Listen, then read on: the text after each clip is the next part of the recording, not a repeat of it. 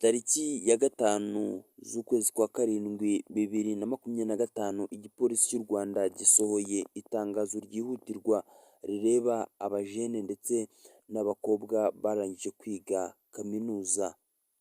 Iri tangazo risohowe n'igipolisi cy'igihugu cy'u Rwanda. Hari byinshi bifuza kuri aba ngaba barangije kwiga kaminuza, ndetse hari n'impamvu babahamagaye babagira ibyo babasaba, ndetse banababwira ko bagomba kwinjira mu gipolisi cy'u Rwanda bagatangirana amapeti akurikira tugiye kubabwirira hamwe mu bikubiye muri rino tangazo.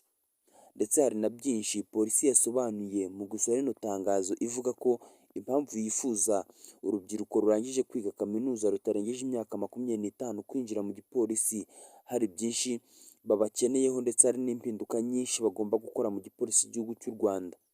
Ni nyuma y'uko ngo barebye basanga abantu benshi barangije kwiga kaminuza banga kujya mu gipolisi, bavuga ko bategereje akazi k'ibyo bigiye. Rimwe na rimwe ugasanga benshi baje no kuzakabura, ariko hari iri tangazo risohotse rero riravuga ko bifuza abajene n'abakobwa barangije kwiga kaminuza batarengeje imyaka 25 kugira ngo babashe kuba bakosora bimwe mu bintu byinshi bitagiye bigenda neza mu gipolisi cy'u Rwanda.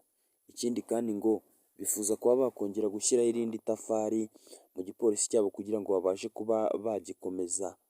Akaba ariyo mpamvu rero basohoye itangazo tugiye kurebera hamwe. Niba uzi umuntu wize kaminuza utararengeje imyaka 25, cyangwa se wowe uri kundeba muri kano kamwanya urimo kunyumva ukaba utarengeje iyo myaka 25 warize kaminuza, iri tangazo ni iryawe rirakureba. Ndetse hari na byinshi ugomba gukora byihutirwa kugira ngo ubashe kuba wakiyandikisha mu gipolisi, ndetse nawe ukazabasha kuba wasogongera kuri bino byiza igipolisi cy'u Rwanda kigiye kubagezaho, tugiye kurebera muri rino tangazo. Mbere na mbere y'uko twinjira no mu itangazo, igipolisi cy'u Rwanda cyararebye kibona iyo cyohereje abapolisi hirya no hino mu bihugu bya Afurika mu kubungabunga amahoro.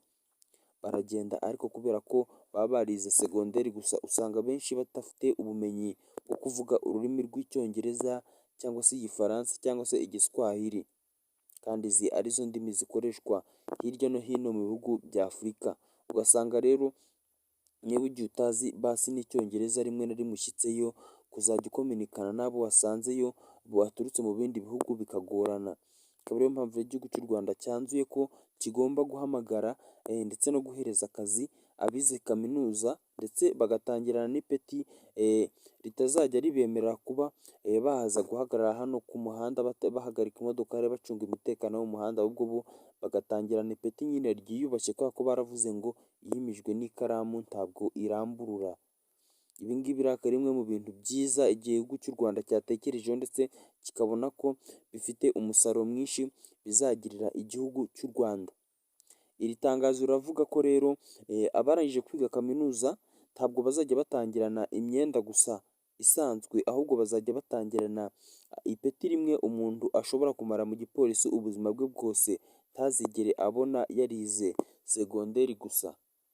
Iri ni ipeti rihabwa umuntu wihirinze, ubundi agakora ibintu by'indashyikirwa mu gipolisi, ndetse akazamuka agenda agaragaza ko afite disipurine nyinshi, kandi ko ameze neza mu byo akora, kandi ko ari inyangamugayo. Iri ni ipeti rya ofisiye. Umuntu wambaye iri peti rya ofisiye ntabwo yambara imyenda isa n'iy'abana bapolisi bandi ubona. Iyo ari umukobwa aba yambaye ijipo, akambara n'inkweto nziza z'umukara, ikindi kandi akambara n'amasogisi, ikindi akambara ikote rimeze neza ririho inyenyeri nyine ihabwa aba ofisiye, ubwo ni ipeti. Kandi ikindi akambara karuvati, ishati y'umweru, ndetse n'ingofero iri nk'iy'abajenerali gusa itari mu ibara ry'umukara ukeye, aba ari ingofero isa ubururu, kuko ingofero iri mu mukara wijimye cyangwa se mu bururu bwijimye yambarwa n'abafande bo hejuru cyane bo mu gipolisi.